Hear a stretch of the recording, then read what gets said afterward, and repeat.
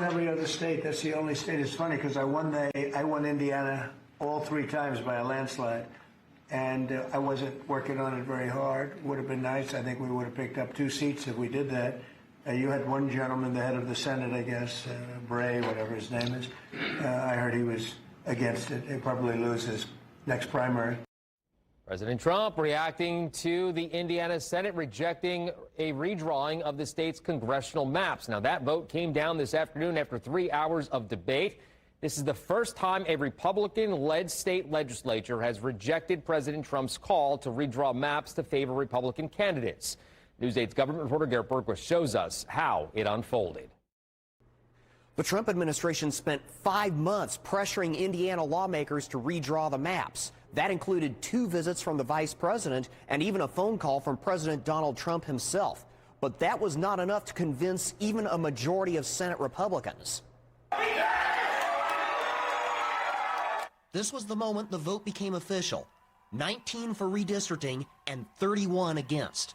It's just really scary that that Republicans let them get this far.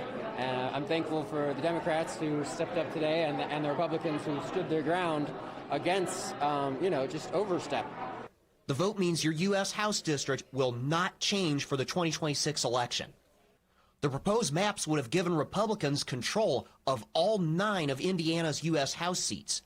Supporters said Indiana had to do that to counter Democratic gerrymandering in other states, such as Illinois and Nevada. President Trump won that state by 3 points, but 3/4 of their congressional district is Democrat. These guys are playing for keeps. I want to see us on the Republican side fight as hard for our side as they do for theirs. Hoosier voices are going to be harder to hear. Without this, they're going to be silenced because there will be no conservative voices in Washington, D.C. The few from this state will be yelled and screamed at, not unlike some in our gallery, by the Democrats who will be controlling our Congress. That was not enough to convince 21 of the Senate's 40 Republicans who voted against the new maps, including Senate Leader Rod Bray.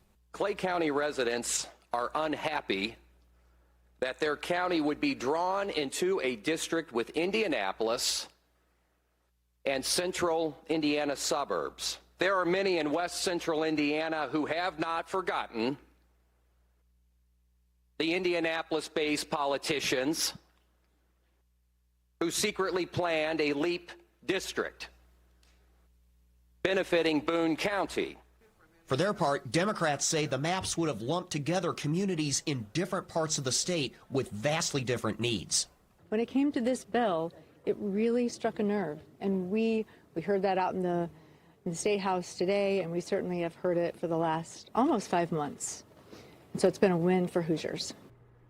Now, we are already in the 2026 legislative session. As a result, Bray says lawmakers will not be able to consider redistricting again during this session. At the State House, I'm Garrett Bergquist for Wish TV and WishTV.com. And Governor Braun issuing a statement saying, I am very disappointed that a small group of misguided state senators have partnered with Democrats to reject this opportunity to protect Hoosiers with fair maps and to reject the leadership of President Trump. Ultimately, decisions like this carry political consequences. I will be working with the president to challenge these people who do not represent the best interests of Hoosiers. Stay with News 8 for updates on this story on air and online at WishTV.com.